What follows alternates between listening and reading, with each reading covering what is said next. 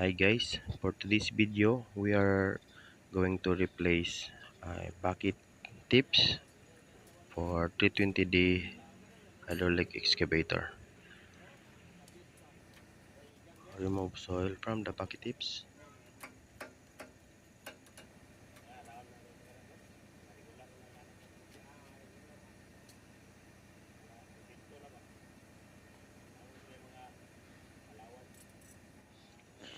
and then we remove the pins one by one.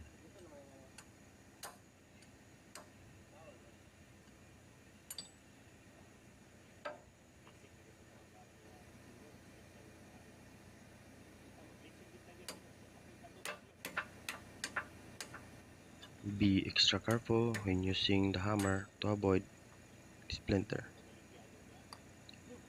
Use protective eyewear or safety goggles in doing this task and wear also gloves.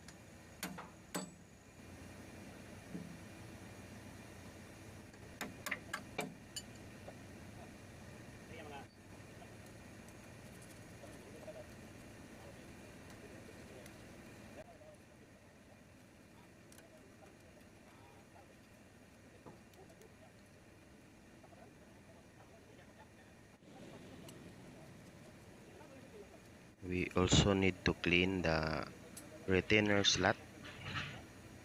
We remove soil deposits to make the retainer fit.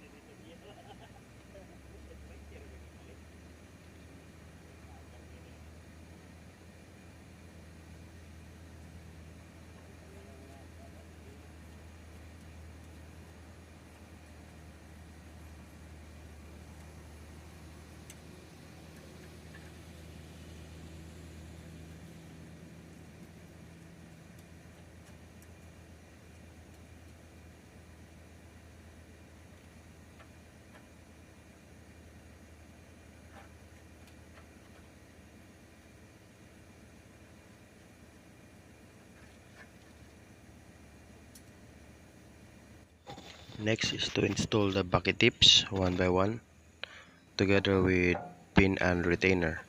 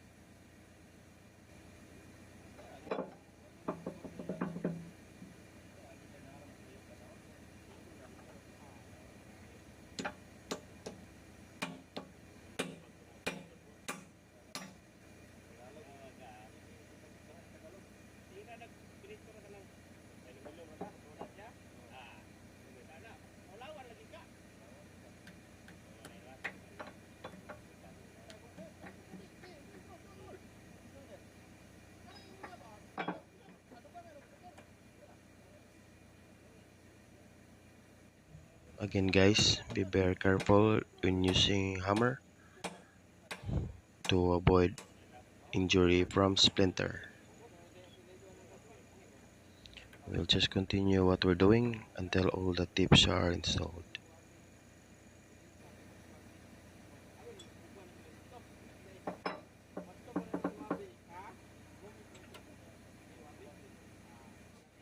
We are replacing the bucket tips because it has excessive wear and tear in it because of the site materials, which is rocky terrain and very abrasive, and also the operator couldn't do the job as fast as he can due to the wear of the bucket, so we replaced the bucket tips with new ones. The job is complete. and thank you guys for watching.